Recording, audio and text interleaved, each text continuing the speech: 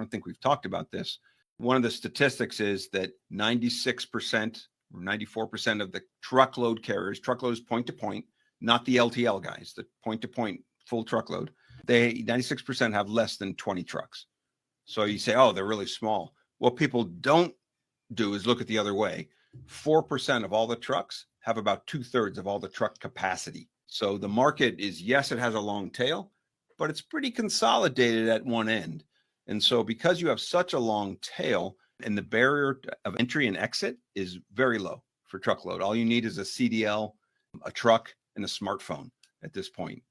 So because these carriers can enter and exit at will pretty much, and some of them will enter the market, and then if the market gets soft for them, they'll park it and they'll go work construction, or they'll go fishing, or they'll do something else, but the capacity can come right back in. So because of that, the truckload market, it works in cycles.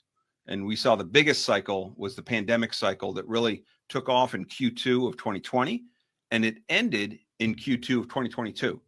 So 2 years, we had these ridiculously high rates where spot was higher than contract.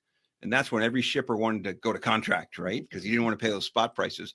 But then since the summer of 2022, it dropped. And it's only now recovering. In December 2024, it finally approached the levels that it was pre-pandemic in the first quarter of 2020. So that's been 3 years it took. So 2 years up in a cycle, 3 years down, crawling back. And since then, what's actually been happening, we've been flat.